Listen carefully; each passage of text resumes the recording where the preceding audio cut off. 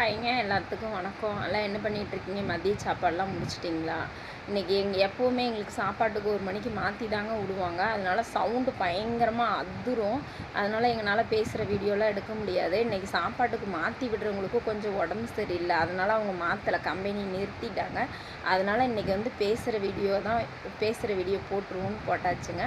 ஒரு வாரமாக பார்த்திங்கன்னா இன்றைக்கி எங்கள் கம்பெனிலேருந்து எல்லாம் நிறைய 2 பஸ்ஸு பிடிச்சி எல்லாம் டூர் போகிறாங்க. சமயபுரம் கோயிலுக்கு, அப்புறம் இன்னும் ஒரு 4-5 கோயிலுக்கு போகிறாங்க. இன்றைக்கி நைட்டு 8 மணிக்கு பஸ்ஸு.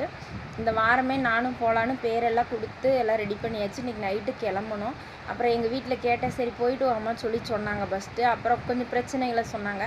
அது கூட வந்து பார்த்துக்கலாங்க அப்படின்னு சொன்னேன். சரின்னு சொல்லிட்டாங்க. சரின்ட்டு கிளம்பி வேலைக்கு வந்தாச்சுங்க. இன்றைக்கி நைட்டு தான் 8 மணிக்கு பஸ்ஸு. அதுங்களையும் 11 மணிக்கு டீ டைமுங்க. அப்போ அம்மா திடீர்னு ஃபோன் பண்ணி, அம்மாவுக்கு உடம்பு சரியில்லையா, அம்மா சித்தி வீட்டில் தான் இருக்காங்க. திடீர்னு ஃபோன் பண்ணி, அம்மா மாத்திரை தீர்ந்து போச்சுமா, கொஞ்சம் காசு இருந்தால் ஒரு 500 கொடு சொல்லி கேட்டாங்க. அப்புறம் திடீர்னு பார்த்திங்கன்னா நான் அந்த கோயிலுக்கு போகிற முடிவை பார்த்திங்கன்னா டக்குன்னு மாற்றிட்டேங்க. ஏன்னு பார்த்திங்கன்னா நம்ம இங்கேருந்து அவ்வளோ தூரம் கோயிலுக்கு போய் எப்படி சாமியை பார்த்து செலவு பண்ணிட்டு வரணும். அந்த காசு அம்மாவுக்கு கொடுத்தா அவங்க மாத்திரை வாங்கி ஏதோ ஒன்று அந்த வலி இல்லாமல் கொஞ்சம் சாப்பிட்டுட்டு இருப்பாங்க பார்த்திங்களா.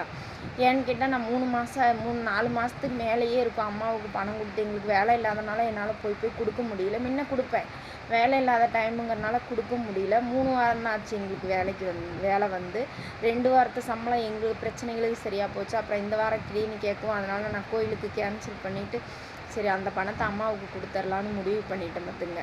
நைட்டு சம்பளம் வாங்கிட்டு போய் தான் அம்மாவுக்கு கொடுக்கணும். அதுக்கு முன்னாடி எங்கள் வீட்டில் போய், ஏன்னா ஃபோன் பண்ணது எங்கள் வீட்டில் தெரியாது, நைட்டு போய் எங்கள் வீட்டில் சொல்லிவிட்டு எங்கள் வீட்டில் கேட்டுட்டு கொடுன்னு தான் சொல்லுவாங்க. கொடுக்காதன்னு அவங்க சொல்லவே மாட்டாங்க. பாவம், குறை சொல்லக்கூடாது.